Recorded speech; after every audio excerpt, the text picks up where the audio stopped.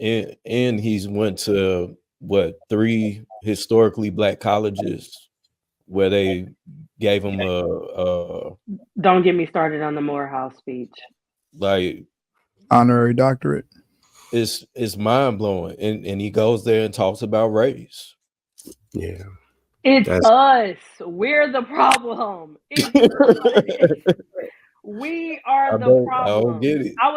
Angry Man did a whole show on I think it was titled A Different World, about everybody in administration at Morehouse should be fired because they allowed Biden to come up there and coon for them, and it's just absolutely ridiculous. It's ridiculous. I'm sure there was 100 black men that could have did that commencement speech before Biden, and it was like, oh, in the comments saying, oh, but he's the president. And your point is, Yeah,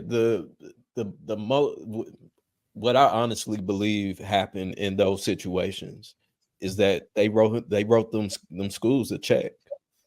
They wrote them a check. Hey, let's have Biden come out and do this speech, and we'll give y'all 500,000. Oh, for real? All right, bet. And motherfuckers went. Yeah. I mean, it's a perfect campaign opportunity. It's perfect, of course. Yeah, okay, so I'm gonna try and jump to some of probably the more hot topic things. So free college, I think locking people out of the ability to have a paywall behind having a more skilled job market or skilled economy or skilled class of people it's a misstep of the highest degree, because you have a lot of people sitting in limbo with failure to launch because they don't have the necessary skills. And a lot of people are afraid to go to college and incur like a large amount of debt and not know where that's going. And if they're going to be guaranteed a job or if they'll even be able to work in they major. Universal basic income. I don't think that if the AI thing pops, I think maybe in 20 years that may be a thing when they figure out how to like feed and house everyone. But right now, I don't think that's going to be an issue. Private prisons, minimum wage, border wall. Social media regulation. I think it says no information found, but I think Trump would definitely be for social media regulation, seeing how he's where his stance is on TikTok and how they were trying to push those things. Look who does for private prisons, though, too. You say what? Which private one? Prisons. Yeah, Trump is pro private prisons. Well, Biden definitely can't be with his history of that crime bill. Exactly. Yeah. I'm sure if somebody investigates deep enough, Biden has money in prisons. If you've all seen the show with Sanaa Lathan and how politicians that were representing themselves one way, like I'm a big thing of art imitating life, but on that show that got canceled. That was canceled. It was many politicians that had secret ties to private prisons behind the scenes. So, yeah. I'm curious. How does everybody feel about private prisons? Against regulation as far as social media. If you look into Parler, remember when he was pushing that, and you have to also understand how he was banned from Twitter, banned from Facebook. The freedom of speech is a big thing. I don't think that he would try to regulate the social media as much as it is right now by the left.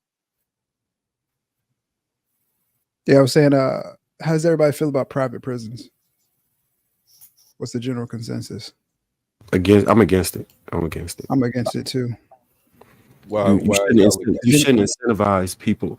Like, so the way corporations work, if you create a demand, if you're creating a demand for prisons, then you're going to create a demand for people to be sentenced and pushed into those things. I think they sued some of the courtrooms and judges throughout the United States because they did not have enough criminals to fill that up.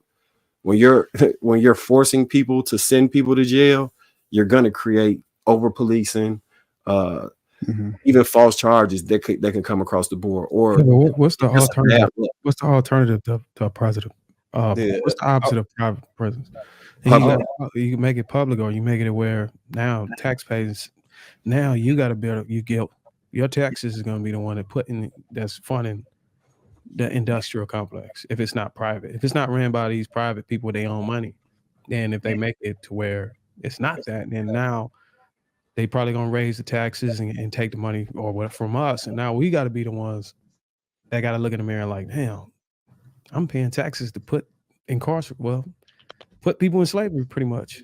If you look at the Constitution, I think it's involuntary servitude when you commit a crime. Well, how about not giving those prisons tax breaks and actually tax them so then it can cover the cost of it instead of putting it back on us to cover the cost? Because a lot of major corporations get huge tax cuts, tax breaks, in regards to where we are having to pay taxes and they have the money to actually contribute to help cover the cost of some of that. So it's not as big of a burden on the people. Yeah. But Darwin, if you think about landlords, right? If you own property, you benefit the longer your residents live with you and your retention rate. If you have to constantly keep cycling people out, recidivism actually is good for your bottom line. So how do you get a transformational reform for the people that are incarcerated? And then you can price gouge and do all these type of weird things. It's just not a good look overall. We'll pay for it one way or another on the front end or back end. The part that I'm finding confusing. That's what I'm finding confusing. How could it be a profit if it's for private, but if it's public, we're paying the bill? If it's a profitable business, I don't understand what makes it profitable on one side, but make it a cost on the other. And that's why I'm asking. That's why I'm asking. Like, what is the alternative? Because it's labor. Those prisoners are not just sitting there doing nothing. They do license plates. They make furniture. They do things to generate money for the prison. So when you incentivize that and making it, privatized, then back to Marcus's point, you're essentially, like I said, incentivizing people to stay there longer. More sentences. You're creating a demand because the supply will increase. I definitely understand that, and I'm familiar with what they do in there. But what I'm saying is, how is it profitable if it's private, but not profitable if it's public? Why can't they just do the same thing if they're building and they're making things, whatever? Why isn't they just can't do that in the public? So we're not footing the bill, or are we even footing the bill for that? Well, so I know a lot of the counties and a lot of the state prisons, like they're terrible. They're in horrible condition. I know there was one, I think in like Louisiana or something, where it was just like infested with rats, and people were getting diseases, and I know even in Illinois, in Cook County,